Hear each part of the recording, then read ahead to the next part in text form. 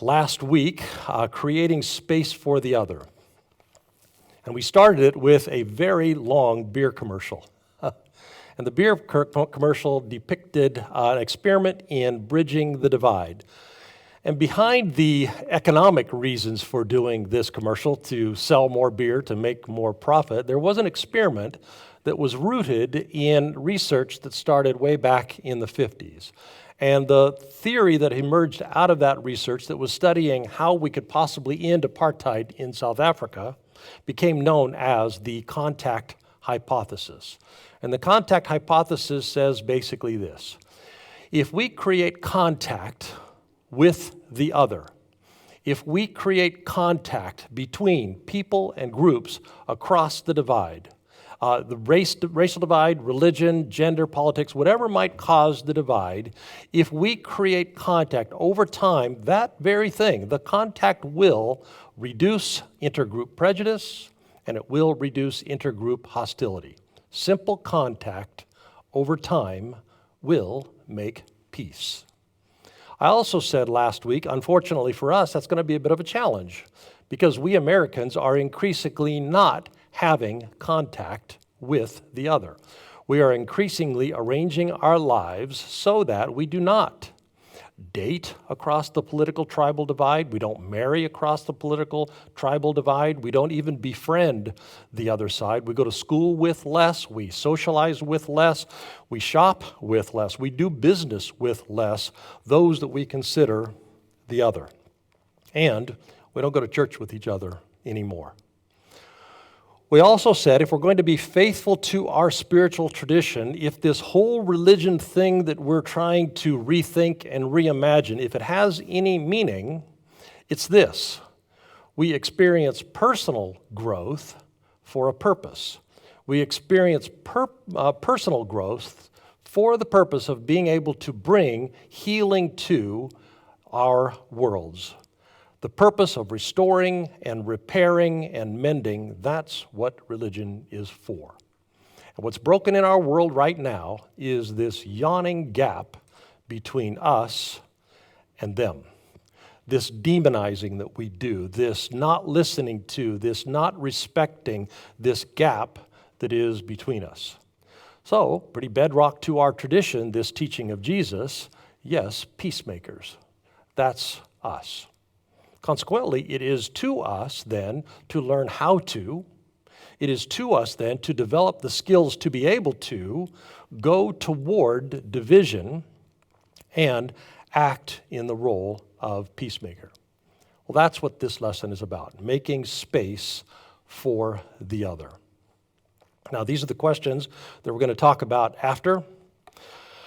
Talk about a time that you have been scorned or a time that you have scorned. We're going to give some texture to the lesson, the content that we talk about today, by talking about what it looks like in your life. What have you experienced? What have you seen?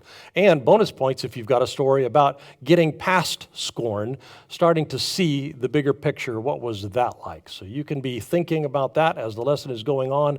We will talk about that after. So this comic is what human brains do under threat. Our blessed homeland, their barbarous waste. Our great religion, their primitive superstition. Our noble people, their backward savages. Now that's funny when you put it on a comic, but it's tragic when that gets reinforced to our brains that are already inclined to do that kind of thinking when we are in threat mode, when we are in us versus them mode, and when we get that pumped into our brains day after day after day, all night, they are like this, we are not. Now, that is not to whitewash some really bad stuff going on. But it does pose an important question. How would we really know if bad stuff was going on? How would we know if it was really bad or if that was happening, that brain trick? Because this is a comic, but it's also a whole bunch of brain science. Our brains do that, and they do it all the time. And if we don't interrupt that thinking, if we don't interrupt that process, which, by the way, is what the spiritual practices are for, if we don't interrupt that, we will keep doing this and keep getting what we've been getting. So that's the question that this comic poses. How would we know?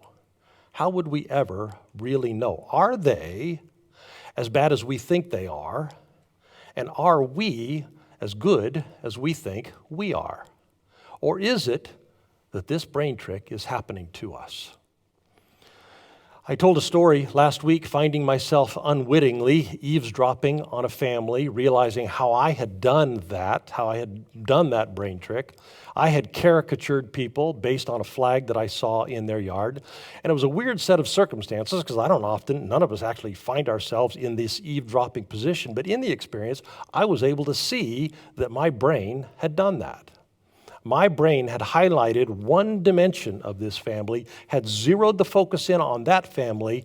And again, what I said last week is I have a deep conviction Christian nationalism is bad for America. It is bad.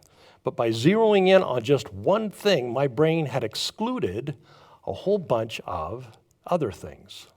I hadn't seen the whole picture. I only saw a small part. I hadn't even seen the bigger picture. All I saw was a caricature in my mind.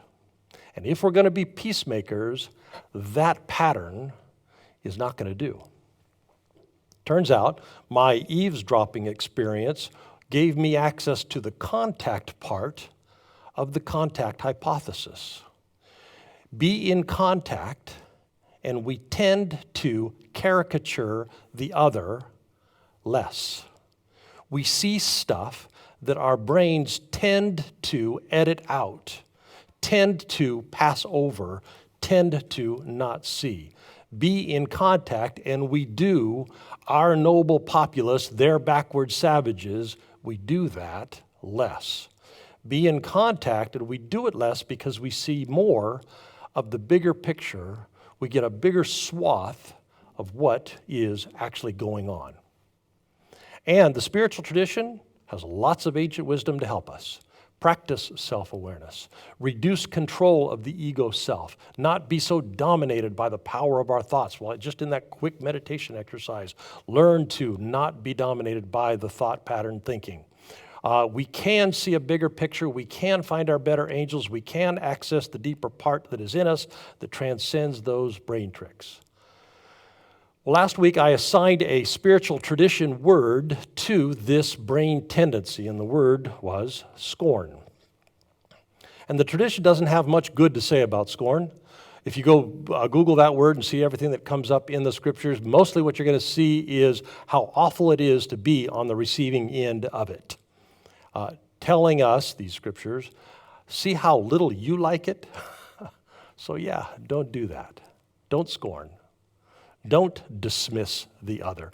Don't deem the other unworthy of understanding, unworthy of the work, and it does take work, that will be required to be understanding. Don't do that. You don't like it, so don't do it.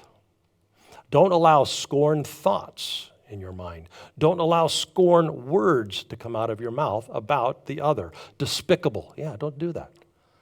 Irredeemable. Beneath consideration. No, just don't do that. So that's a good place to start, is to ask ourselves the question, how about it? Have you had any of those thoughts? Well, sure you have, because, again, it's being pumped into our heads all day, every day. The other is beneath the energy that it would take to take them seriously. The other is beneath the effort that would be required to understand what are they saying and why are they saying it. So there's a story in the Bible's book of Luke. A good religious person, that's the guy standing up in the picture, he's the us in Jesus' story. He belongs to the right team. He's got the right opinions. He subscribes to the right ideologies. And so he prays a prayer. Oh, God, thank you that I'm not like that deplorable scum. Because he's a bad guy. He sold out to Rome to become a collaborator. He collects their unjust, crushing tariffs, their taxes, their tribute. He takes a nice cut for himself and lives quite nicely while exploiting the rest of us to the edge of starvation. He is a traitor. He is a sinner. He is the lowest of the low. And thank God I'm not like that shabby crook. If anybody's worthy of scorn, it's that compromising scum. But when Jesus tells the story, what the tax guy is doing, yeah, it's a problem. He makes that very clear. But his problem, the tax guy's problem, is actually not the problem. Jesus makes it clear that tax collector man, yeah, don't do that. Makes it very clear with Zacchaeus, don't do that, it's a problem. But the bigger problem, bigger than that, is scorn. Now, self-righteous man, he has all the right ideas.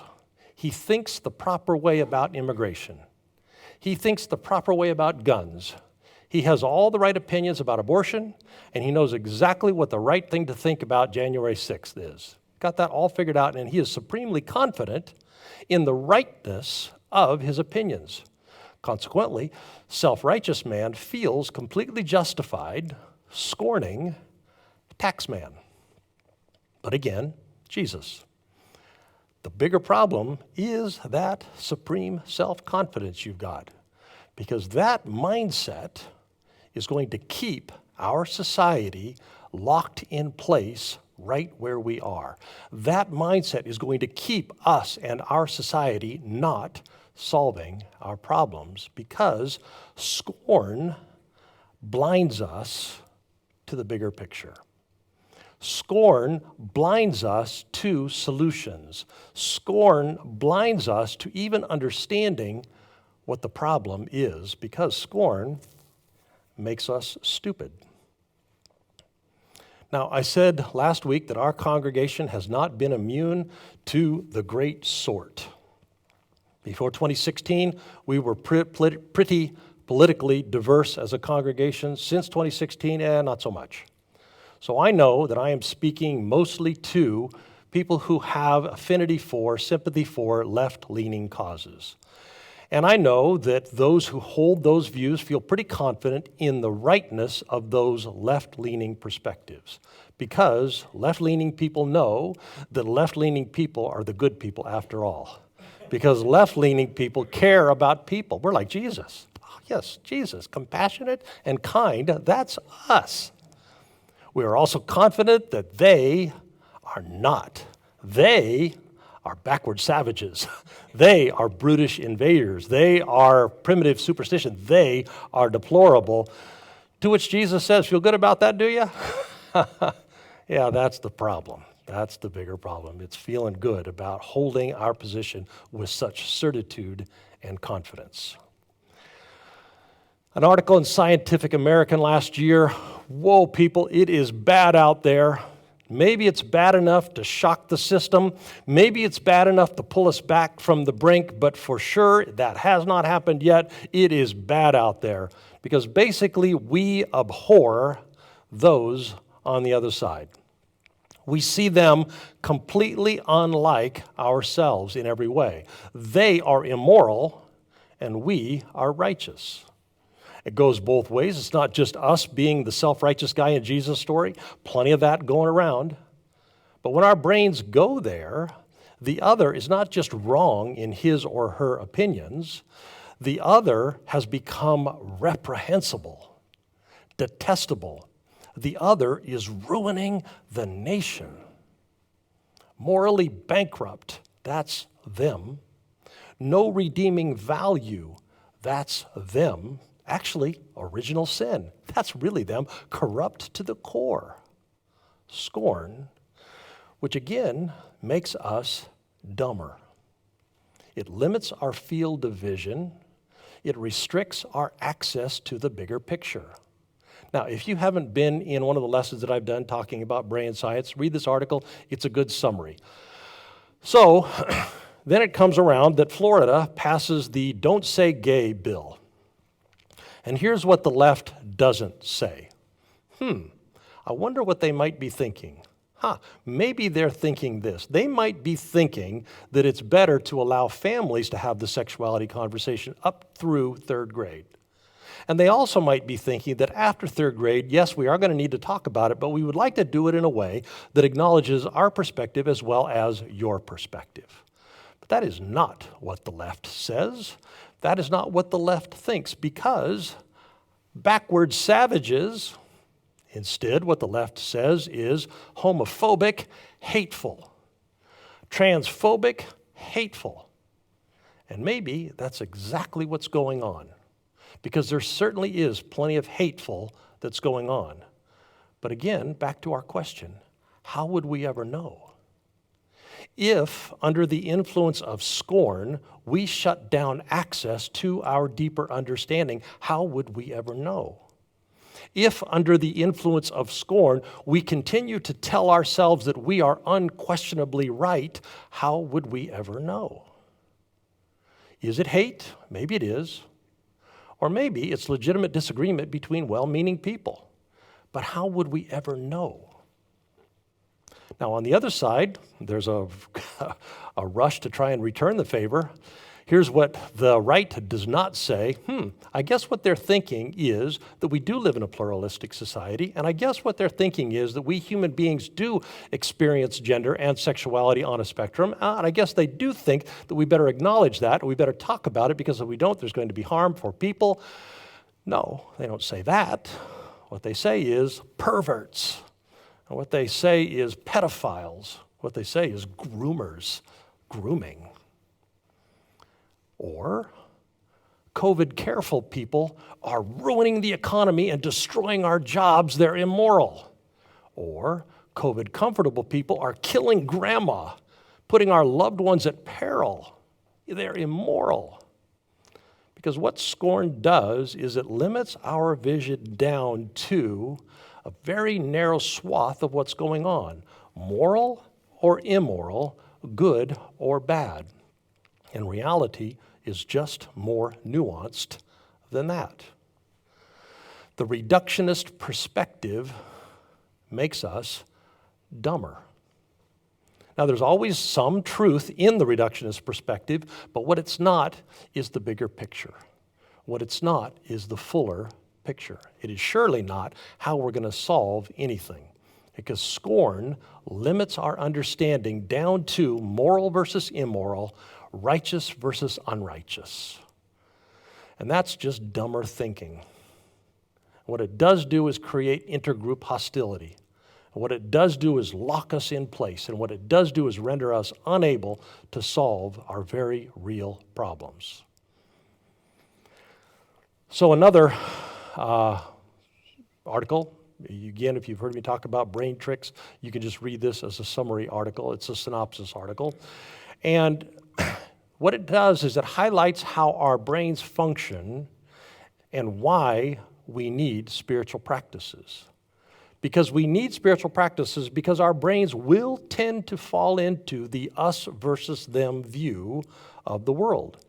Our go-to knee-jerk response will be that. Our go-to knee-jerk thoughts and behaviors will be that. Consequently, the spiritual practices that we do, what we call working the circle, the communal, the contemplative, the learning, and the serving practices, they serve to help elevate us beyond our most base instincts.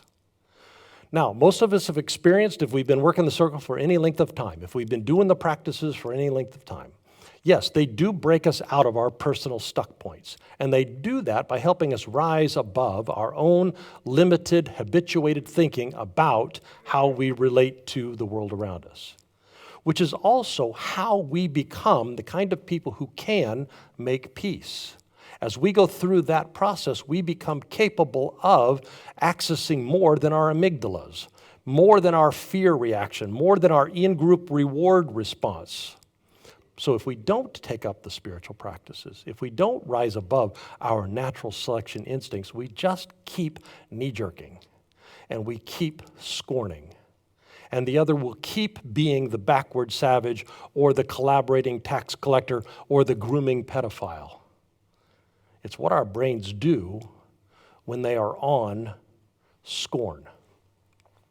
And the spiritual tradition understood this a long time ago and laid out a path for us to help us rise above that base natural selection instinct. And a good place to start is to simply start seeing scorn for what it is. See that it is comforting, yes. It does feel good because it helps us bond with the group in times of threat. Now we know that we are all together because together we look at them and we say, backward savages. But it's also toxic. It's also bad for us, and it's really bad for our nation. So when we see ourselves thinking or the words coming out of our mouth, they are stupid. They don't care about human life. They are closed-minded. They are ignorant.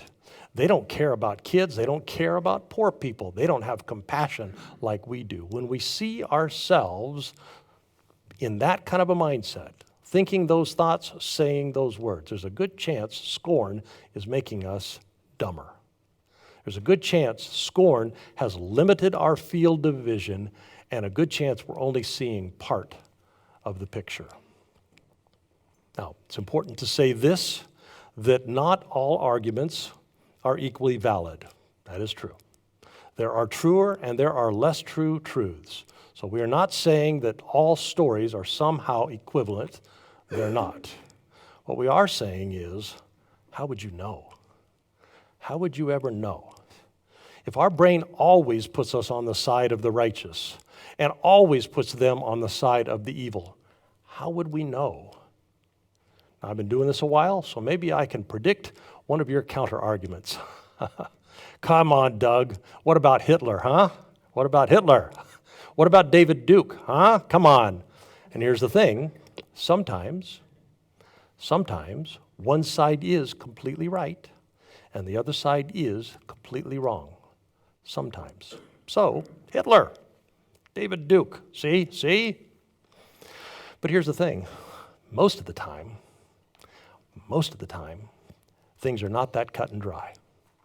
So again, the question, how would we know? Is this one of those times or is this not one of the times? Because when we scorn, the other side is always Hitler. When we scorn, the other side is always David Duke. When we scorn, we don't ask, what do they see that we don't see? We don't ask, who do they love that we don't love? They don't ask, what are they defending that we don't even see needs defending? Because it turns out you're going to learn a lot more from the people who disagree with us than you can from the people who agree with us. They have perspectives we don't have. They see nuance that we don't see. So, what should we do? Well, first, I said a moment ago, we have to learn to recognize our thoughts when we are thinking them, to stand outside of them and observe them. We have to learn to see scorn when it's ruminating in our own heads. We have to recognize when words are coming out of our mouths, when thoughts are coming up in our minds, like stupid, or uncaring, or uncompassionate, or closed-minded, or ignorant, don't care about kids, don't care about the poor, don't care about suffering. We need to recognize those thoughts when they happen, be able to stand outside of them far enough to see them, and then get a little bit suspicious of them. Maybe I don't have the whole picture here. Another thing we can do is challenge our starting assumption. Maybe we could introduce a different starting assumption, and it might go something like this. You know what? Here's what's probably more likely than what my brain tells me. It's probably more likely that they are not better and they're not worse than us. They are probably like we are. They're probably a mixed bag. Some insight, some blind spot. Some good motive, some bad motive, some good intent, some bad intent, some kindness, some meanness, kind of like us. Because that starting assumption is probably more accurate. But moving to that starting assumption is going to take some work on our part, because that's not the default setting. That's not the go-to setting. And it's going to require some humility on our part. It's going to require some character on our part. It's going to require some work because it's not easy to suspend our brain reactions, and it's especially not easy to go against our own tribe, because right now our tribe is usually insisting that we demonize the other. But difficult is kind of what the spiritual journey is for. We do practices today that help us become able to do things tomorrow that we cannot yet do today. That's what the circle is for. That's what the practices do. And tomorrow, we need to be peacemakers. So we need to do today what will enable us to be peacemakers tomorrow. Now, here's something that might happen, and it might cause objection in your mind. If we change our starting assumption about them, we might end up thinking better of them than they really are. We might do that. But would that be so bad? I've experienced other people thinking better of me than I really am. And it hasn't been bad for me. In fact, it's usually evoked a desire inside of me to be better. And so in Dwelling Divine, may we rise above scorn. My Lord, is there a deluge of it out there? And may we get access to the bigger picture and to the truer truth. Amen. Well, we all give online now. The donate button is at the top of the website. Lots of options, lots of ways to give if you're here in Raleigh or if you're from far away. We invite you to take an ownership stake in the community. And remember, as we say all the time, there is good return on investment when we invest in spiritual community, because we give our time, we give our energy, we give our love, and we give our dollars. And then the community takes those resources, amplifies them, and gives them back to us in the form of a context, an environment in which we thrive, flourish, and grow. So, again, we all give on the website now. It's about as easy as can be if you go and look, check it out. Now, in a minute, we're going to dismiss the folks on the live stream, and we're going to do What Are You Thinking here. Those of you on the live stream, I am sorry, but there is no Zoom What Are You Thinking for you today. Holidays and vacations, but next week, you'll want to join in. It's a great way to connect, think about the lesson more deeply, and build your network of relationships, your community while you're doing it. Hope you'll join in next week. Let's dismiss the folks online. If you would, please put your hand on your heart. And let's remember as we go that we are, every one of us, carriers of the indwelling divine. We all carry love and joy and peace, patience, kindness, goodness, self-control. These are in us because the inner light is in us. Now, if you would extend your other hand to our city, let's look for opportunities to share what's already in us with the people that we live and work and go to school with, looking for opportunities to repair our world, to heal our worlds. Amen. God bless you all. You are dismissed. We are not dismissed.